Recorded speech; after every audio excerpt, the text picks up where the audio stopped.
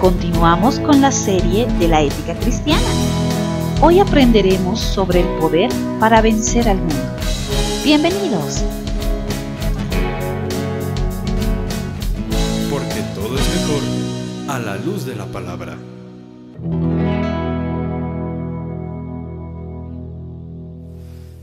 ¿Cómo están, hermanos? Hoy vamos a continuar con este tema tan importante y hermoso que hemos iniciado hace unos domingos atrás, que es la ética cristiana.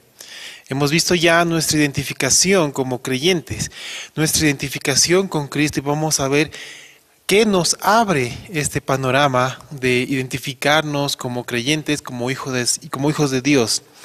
Hoy vamos a ver el poder para vencer al mundo.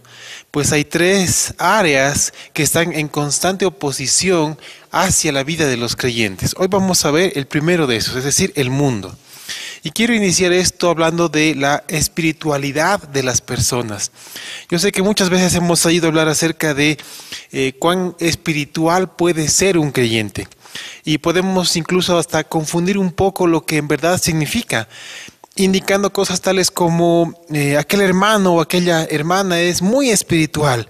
Y cuando tú preguntas por qué crees que él o ella es así de espiritual, es tan espiritual, la respuesta a veces viene a ser que es porque siempre está con una Biblia bajo el brazo y siempre también siempre ora después de o antes de cada comida.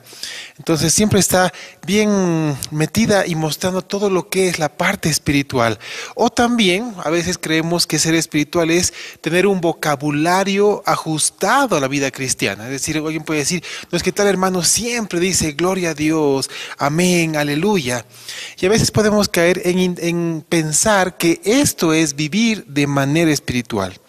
Ahora, cuando vemos la vida espiritual conforme a la palabra de Dios y desde el punto de vista bíblico, vamos a entender que es mucho más que eso, es mucho más que caminar con una Biblia bajo el brazo todo el tiempo, mucho más que orar antes de comer cualquier alimento, mucho más que decir gloria a Dios, aleluya, amén a cada instante. La vida espiritual trasciende y es más grande que únicamente esas cosas. Entonces, cuando una persona espiritual no es identificada de manera correcta, pensamos que todo lo que he nombrado es lo que define a alguien. Pero una persona espiritual no siempre está con la Biblia bajo el brazo, porque es aquella persona que continuamente medita en ella de día y de noche. Y no es que está andando con la Biblia bajo el brazo, es que tiene la palabra de Dios morando en su corazón y en su mente, fruto de vivir bajo ella. Entonces, la palabra de Dios no simplemente está bajo el brazo, mora en todo el creyente. No es solamente orar antes de comer, es orar constantemente porque estamos reconociendo la presencia continua de Dios con nosotros. Y tenemos una conversación franca, directa y sencilla con nuestro Padre Celestial, con nuestro Salvador, con el Espíritu Santo.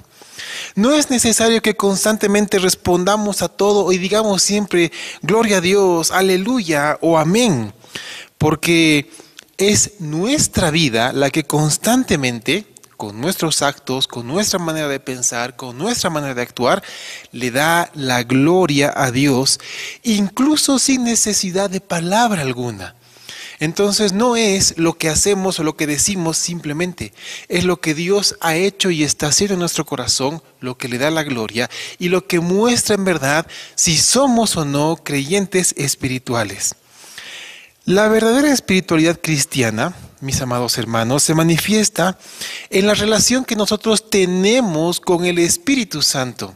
Esa relación cercana a través de la cual no hemos apagado el Espíritu Santo, más aún está vivo y sobreabunda en nosotros y es aquel que tiene el control sobre nuestras acciones.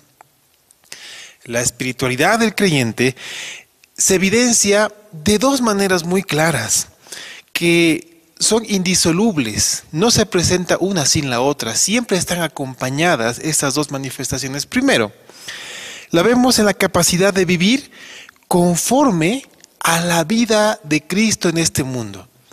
Y una de las características principales de la vida de Cristo es que Él hizo el bien en todo momento. Segundo, la evidenciamos en la capacidad de mantenernos en victoria sobre el mal. Estas dos características van siempre juntas y de la mano. Ahora es necesario que de entrada ya sepamos y comprendamos que esto es completamente imposible en nuestras fuerzas. Ni tú ni yo vamos a poder vivir de esta manera, con nuestro esfuerzo, con nuestra manera de vivir o creyendo que nosotros tenemos el control de esto. Únicamente vamos a poder hacerlo en el poder del Espíritu Santo. No hay otra manera. Pero aunque el poder para vivir así proviene del Espíritu Santo, hay una responsabilidad que tú y yo tenemos como creyentes. Hay una responsabilidad que la palabra de Dios nos muestra que debemos asumir y ponerla en ejercicio. ¿Sabes? Esta nuestra responsabilidad es rendirnos al Señor Jesucristo y al poder del Espíritu Santo. Entonces debemos depender de Dios en todo momento. Para ser más claros y que esto esté muy marcado para entrar de lleno a lo que nos toca hoy, el ser espirituales no es simplemente no tener evidencia de pecado en nuestra vida, porque a veces podemos pensar que el ser espirituales es no hacer cosas malas, pero sabes, la palabra nos lleva a ir más allá. El ser espirituales es principalmente mostrar la vida de Cristo en nosotros. Es decir que la verdadera vida espiritual no es solamente no hacer lo malo, sino hacer constantemente el bien que Cristo hizo en esta vida. Esa es la verdadera vida espiritual. Es por eso que las personas que quieren tener una vida espiritual y comienzan a obrar en sus fuerzas, tarde o generalmente temprano terminan mostrando quiénes son en realidad. Porque no es lo que nosotros hacemos en nuestra fuerza, es lo que le permitimos hacer a Dios en nosotros, en su poder. Eso es lo que define a una persona espiritual o a un creyente carnal. Esa es la diferencia. Y vamos a hablar también de aquellos que no son hijos de Dios. El creyente que es verdaderamente espiritual va a tener una forma de vida constante. Va a ser genuino siempre y va a manifestar al Señor Jesús y a su poder cotidianamente. No solamente cuando está en la iglesia, reunido como iglesia, no solamente cuando está delante de creyentes, sino cuando está en cualquier lugar. Va a ser la vida de Cristo en él genuina y constantemente. Estamos viendo cuál es la manera de vencer al mundo dentro de la ética cristiana. Así que vamos a definir cuál es nuestro propósito para este día. Hoy nuestro propósito es conocer el primero de los 3 elementos que batalla constantemente contra la vida espiritual del creyente. ¿Esos 3 elementos cuáles son? El mundo, la carne y Satanás. Estos 3 elementos constantemente están batallando contra la vida del creyente. Hoy vamos a ver el primero, es decir, el mundo.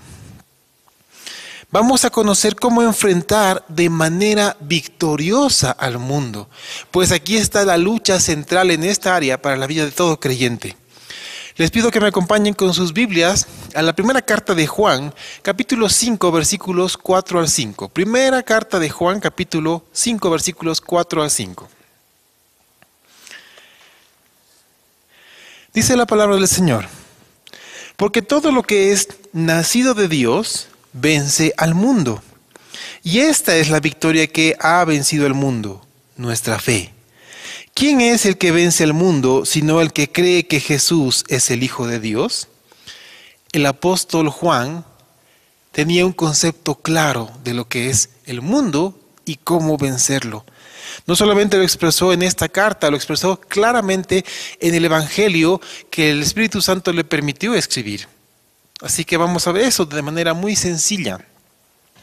Quiero que estén muy atentos porque vamos a recurrir mucho a la palabra de Dios y vamos a ver muchos versículos que nos llevan a comprender la victoria sobre el mundo. Cada uno de estos tres elementos de los que les he hablado, es decir, el mundo, la carne y Satanás, son contrarios a la vida del creyente. Constantemente están luchando en contra de ti, hijo de Dios.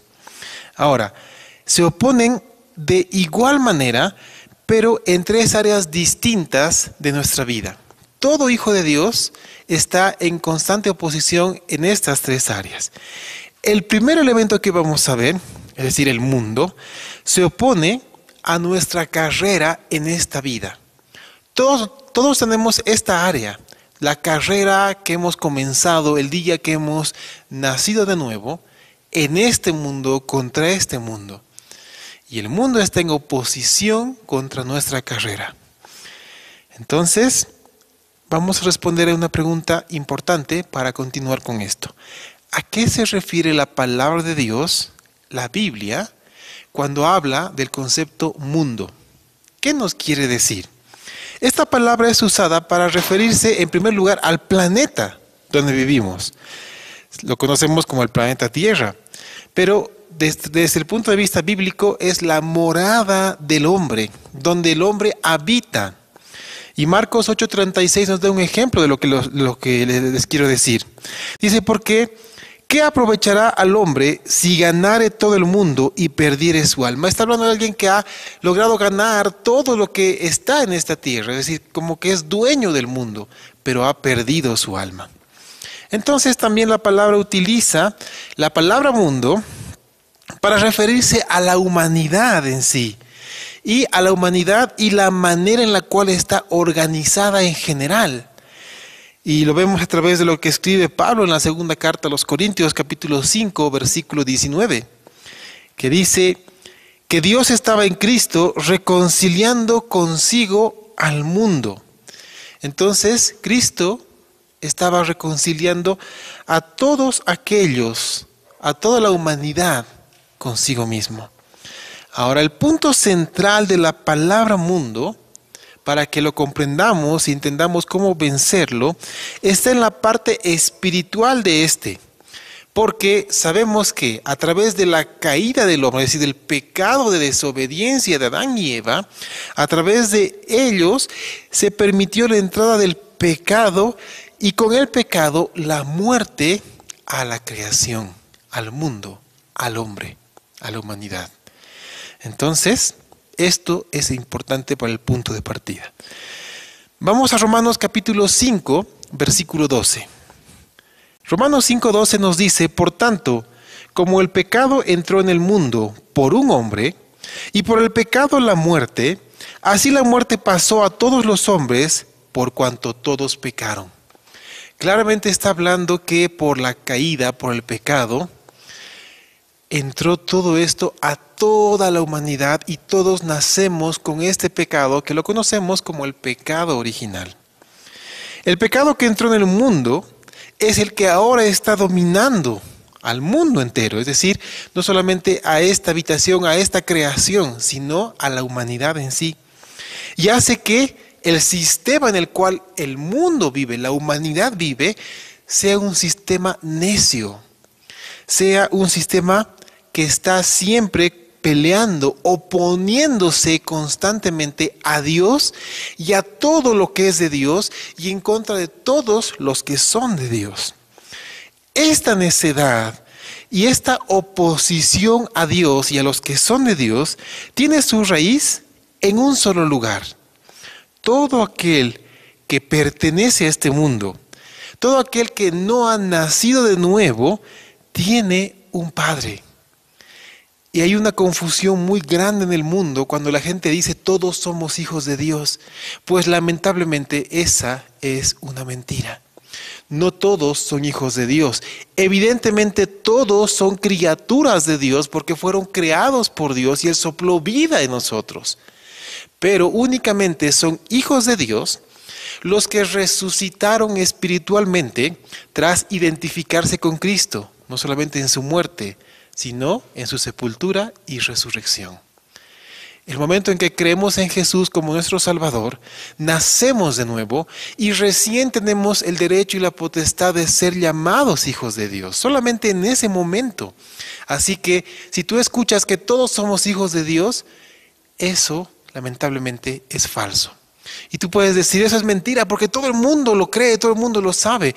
Pero vamos a la palabra de Dios, para que te des cuenta que no soy yo el que dice eso, sino el mismo Señor Jesucristo lo dijo cuando se enfrentó a un grupo religioso de su tiempo, a los fariseos.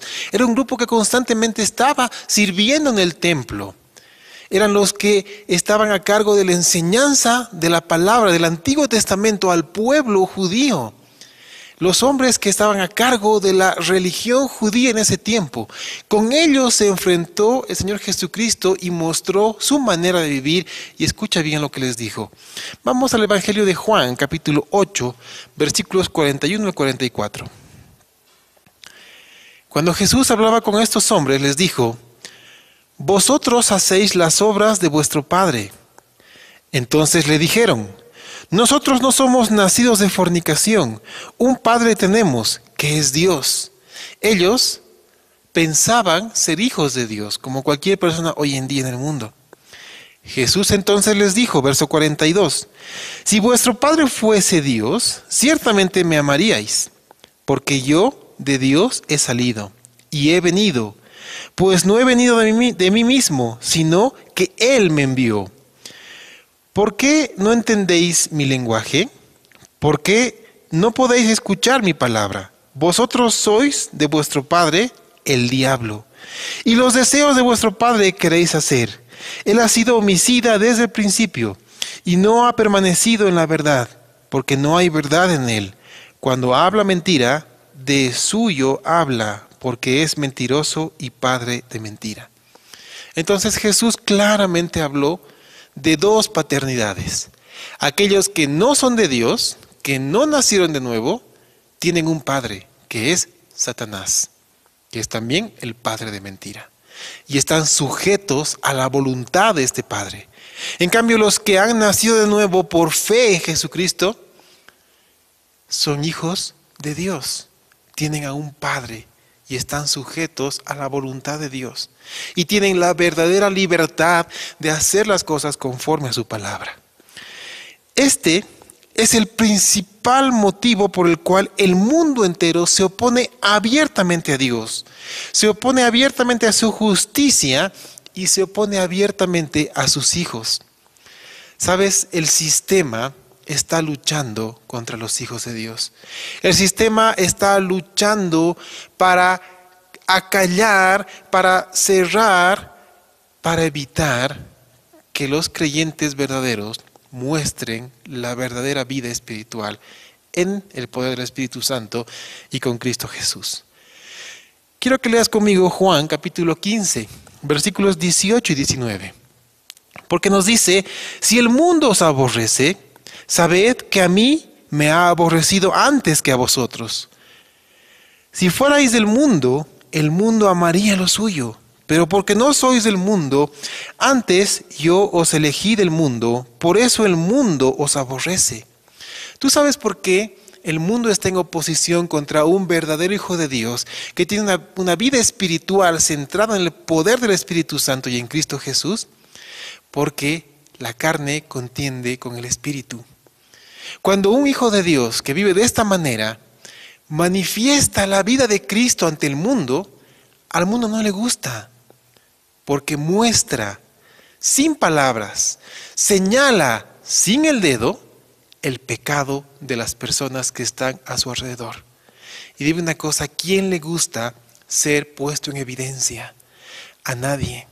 Entonces el mundo está en oposición y quiere acallar de todas maneras posibles a alguien que vive conforme a la palabra de Dios, de manera espiritualmente correcta.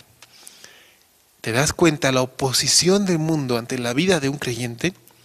Y sabes, muchos hijos de Dios, por no conocer cómo actuar frente a esto, cede ante la oposición del mundo y va cerrando la boca, va ocultándose y cree que el separarse del mundo es volverse un ermitaño y no tener ningún tipo de contacto con las personas. Vamos a ver más adelante qué quiere decir esto. Porque vamos a ver qué es o a qué me refiero cuando digo o hablo del sistema del mundo.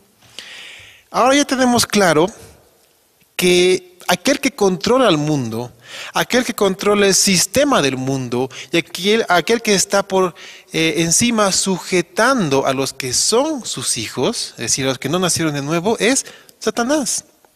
El padre no solamente de mentira, como hemos visto, sino también de aquel que no ha nacido de nuevo. Nuestro Señor Jesucristo llamó al diablo 3 veces en el Evangelio según Juan, príncipe de este mundo. Lo hizo en Juan 12:31, Juan 14:30 y Juan 16:11. En estas 3 oportunidades, Satanás fue conocido como el príncipe de este mundo, aquel que tiene potestad sobre este mundo. Esto hace que las personas que no tienen a Dios en su corazón, aunque pretendan decir que conocen a Dios, Él, es decir, Dios, no es su Padre. Y esto es algo muy duro y debemos ser confrontados con esto. Es momento de hacer un alto y preguntarnos, ¿quién es nuestro Padre? Si nuestro Padre es Dios, vivamos conforme a su palabra. Pero si por algún momento nos damos cuenta que hay alguien que es hijo del diablo por sus actitudes y porque aún vive en este mundo, tiene la oportunidad de abrir su corazón a Dios, entregar su vida a Cristo y ser arrancado de las tinieblas y llevados a la luz verdadera y ser verdaderos hijos de Dios. Las acciones que tenemos nosotros muestran claramente a quién le pertenecemos.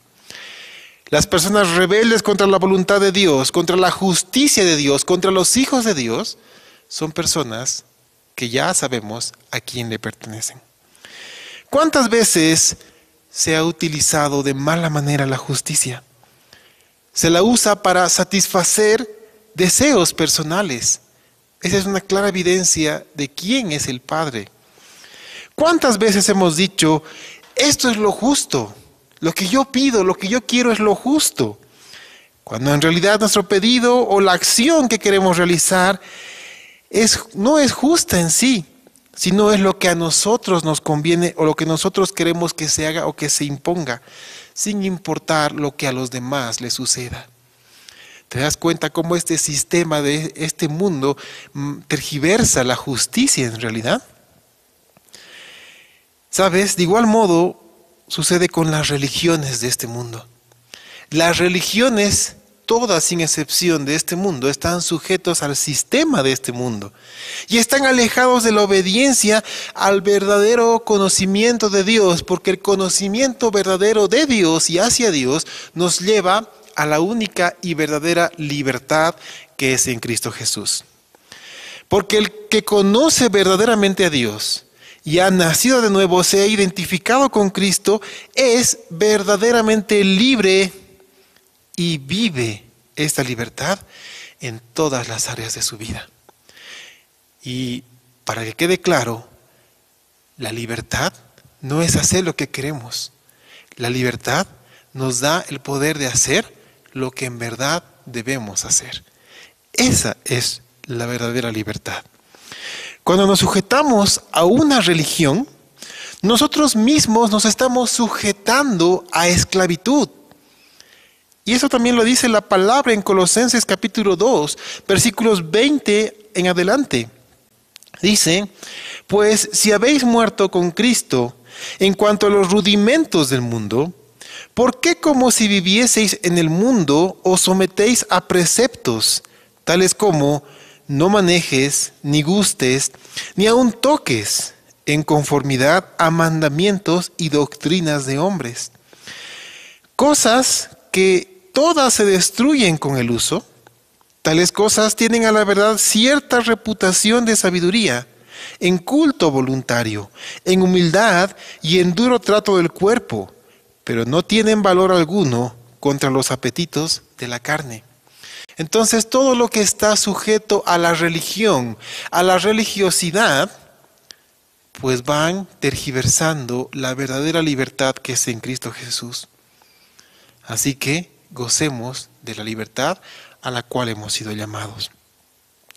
Lo más peligroso de cualquier religión es que pretende hacer creer a las personas que la espiritualidad e incluso la salvación está basado en nuestras acciones, en nuestras actividades, en nuestra fuerza de voluntad, en nuestras decisiones. Pero esto no es cierto. La realidad es que únicamente el poder del Espíritu Santo, la obra de Cristo en nosotros, en la cruz del Calvario, es lo que define qué es lo que sucede con nosotros. Esta es la realidad que nos da una vida espiritual victoriosa. Filipenses capítulo 2, versículo 13 nos habla de esto. Porque Dios es el que en vosotros produce así el querer como el hacer por su buena voluntad. Por lo tanto, mis amados hermanos, ahora tenemos claro que los que han nacido de nuevo y los que se han identificado con Cristo tienen el poder del Espíritu Santo para tener una vida espiritual correcta y victoriosa, libre, con la verdadera libertad a la cual hemos sido llamados. Entonces, esto es tremendamente importante, pues al vivir en esta libertad podemos gozar de hacer las cosas conforme al corazón de Dios, conforme a la palabra de Dios, y no cerrarnos en un sistema, sino trascender a este sistema. Esta es la verdadera vida espiritual victoriosa, la que vence al mundo y todo lo que hay en el mundo. Entonces estamos ya direccionándonos a entender cómo vencer este mundo. Ahora, por otro lado, los que no han rendido y abierto su corazón a Dios, los que no han reconocido su necesidad de un Salvador en Jesucristo, están sujetos aún a este mundo, están sujetos a los deseos de este mundo, están sujetos al sistema con todo lo que conlleva este mundo. Pero lo peor es que hacen lo que el padre de este mundo, el príncipe de este mundo, desea que hagan. Y esto debe ser quebrantado únicamente por el poder de Dios. La primera carta de Juan, capítulo 5, versículo 19, habla una vez más sobre esto. Y nos dice, sabemos que somos de Dios y el mundo entero está bajo el maligno. Ahora, ¿cómo podemos vivir de una manera correcta en un mundo que está bajo el maligno, pero sabiendo que nosotros somos de Dios? La idea de este versículo muestra como que si Satanás tuviera al mundo, a la gente que está en este mundo, a los que son de este mundo y al sistema, en su regazo, es decir, adormecido de tal manera que puede utilizarlos según su conveniencia. Eso es lo que este versículo nos está diciendo y a lo que nos está llevando. Que Satanás puede controlar a este mundo de esa manera. Pero los que no son de este mundo y son de Dios, tienen libertad de todo esto. Ahora, vamos a ver cuál es nuestra verdadera posición como hijos de Dios, como creyentes en este mundo. Sabiendo todo lo que hemos visto, ¿cómo debemos actuar frente al mundo, frente al sistema del mundo y frente al príncipe de este mundo? Tal y como el Señor Jesús nos mostró en su oración de intercesión por cada uno de nosotros en la última cena.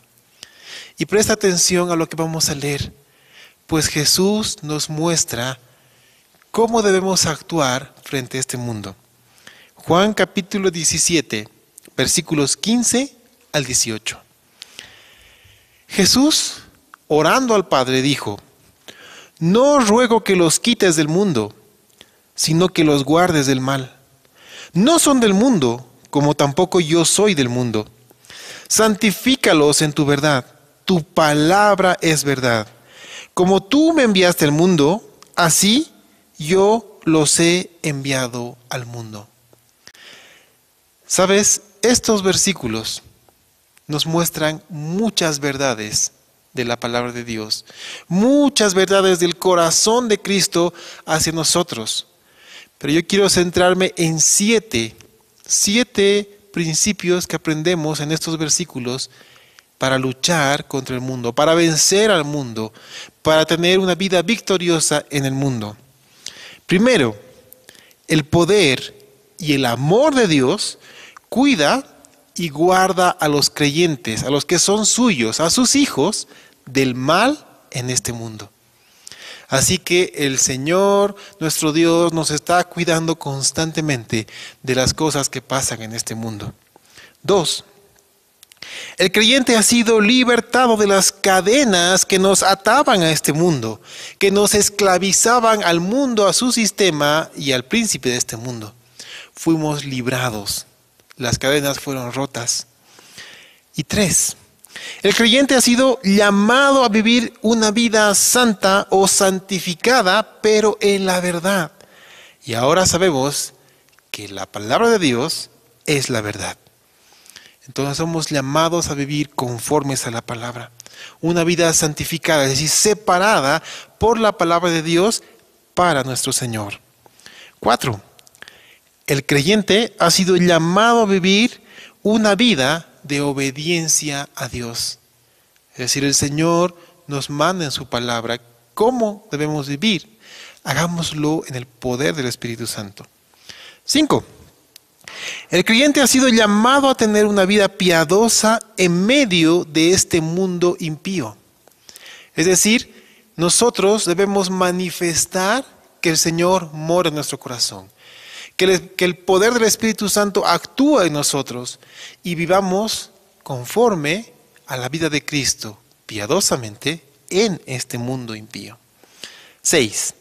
El creyente debe esperar oposición, incomprensión e incluso sufrimiento de parte del mundo por su nueva manera de vivir en Cristo. Ya hemos visto que el mundo aborreció a Cristo y por ende nos va a aborrecer a nosotros, los que vivimos conforme a la vida de Cristo. Entonces debemos esperar todo tipo de oposición, pero eso no debe cerrar nuestros ojos y nuestro corazón al amor que el mismo Señor manifestó incluso a aquellos que lo estaban clavando en la cruz del Calvario, cuando Él mismo oró al Padre y les dijo que los perdonara porque no sabían lo que hacen.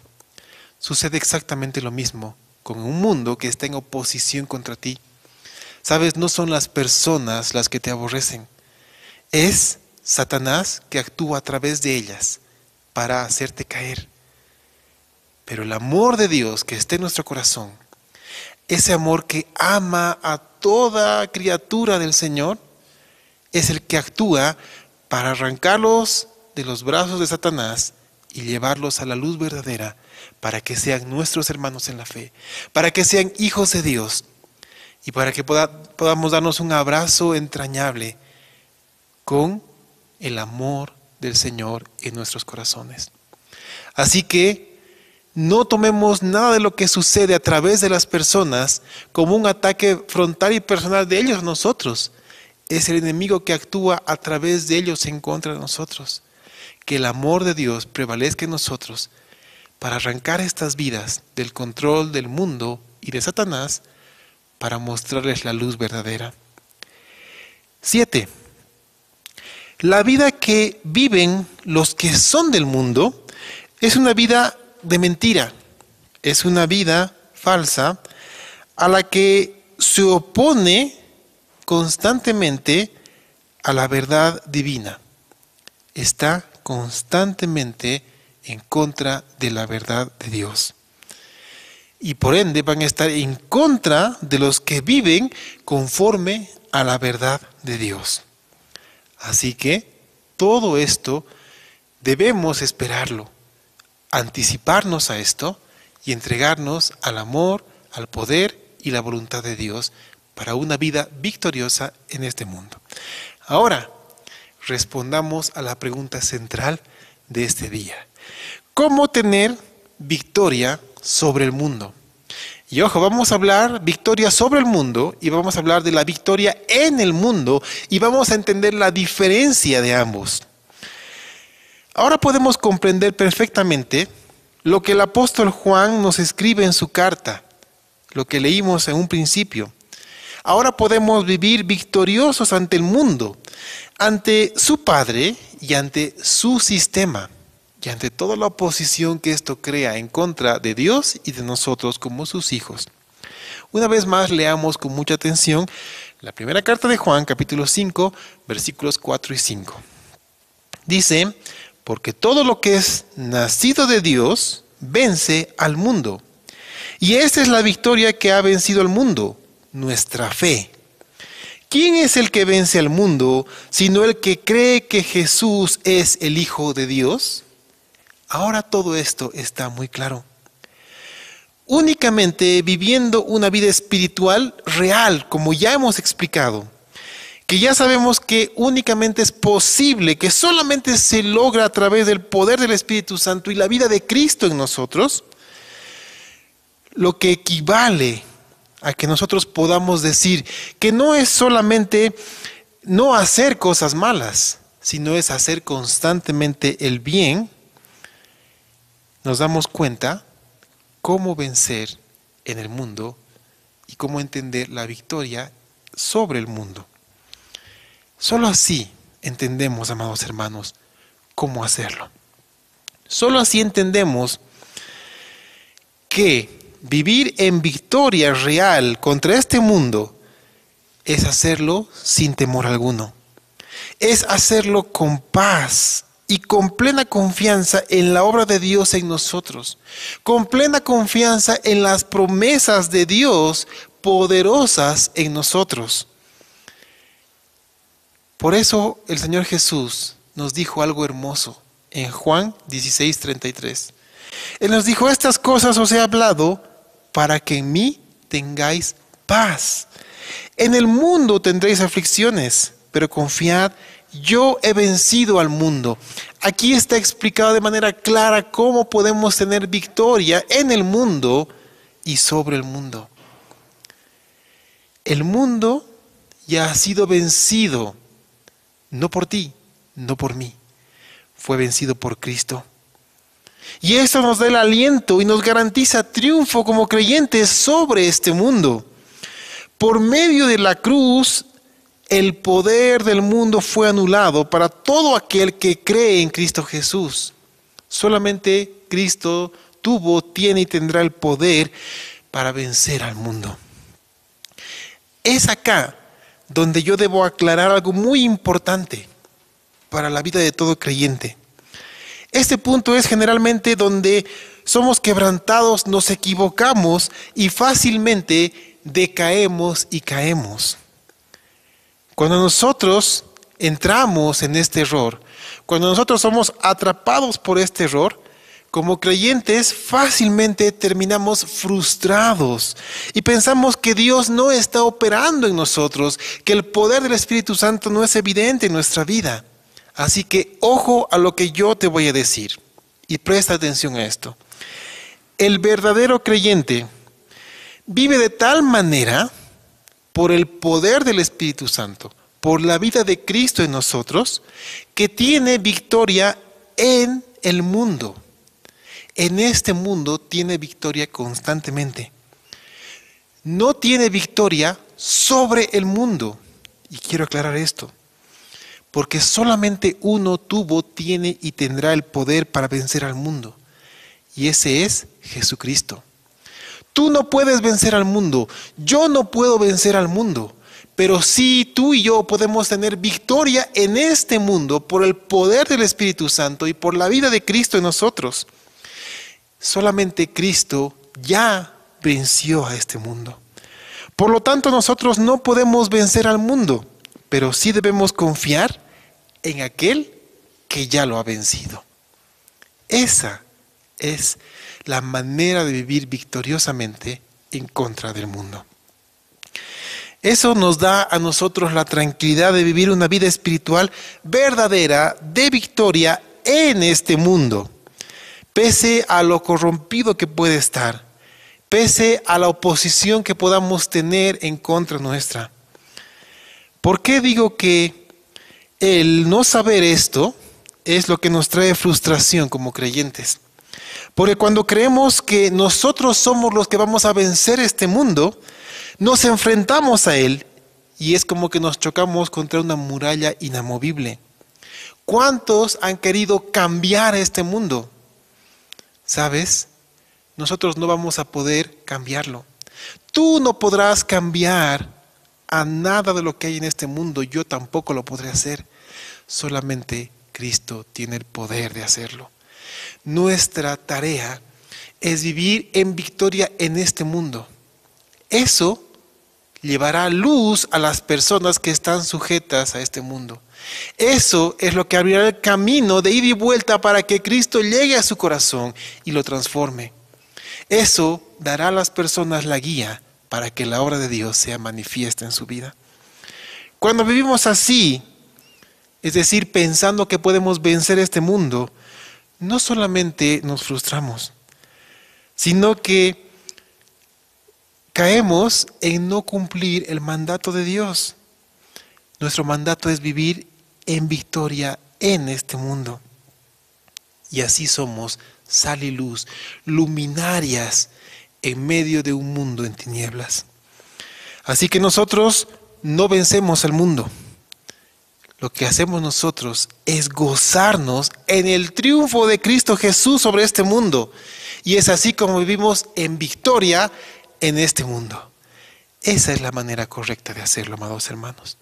En conclusión, el resultado de nuestra identificación con Cristo para una vida ética cristiana nos provee el poder de vivir en victoria en este mundo y vencerlo no en nuestras fuerzas, sino confiados en la victoria ya realizada por Cristo sobre este mundo. El creyente victorioso en y sobre el mundo es aquel que se deja conducir plenamente por el Espíritu Santo, el que manifiesta la vida de Cristo en sí cotidianamente. Nuestra victoria en el mundo, a través de una vida espiritual verdadera, es posible a través del Espíritu Santo. Nuestra vida victoriosa sobre el mundo, por la victoria de Cristo ya sobre él, es únicamente a través de la fe en nuestro Salvador. Una vez más, leamos primera carta de Juan 5, 4 al 5. Porque todo lo que es nacido de Dios vence al mundo. Y esa es la victoria que ha vencido al mundo, nuestra fe. ¿Quién es el que vence al mundo, sino el que cree que Jesús es el Hijo de Dios?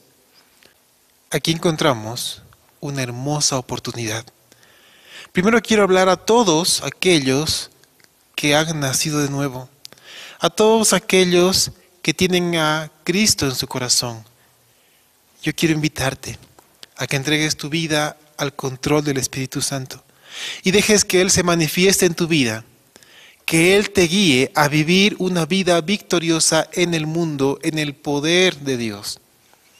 Y también quiero tomar esa oportunidad para hablar a todos aquellos que aún no conocen a Jesucristo como su Salvador.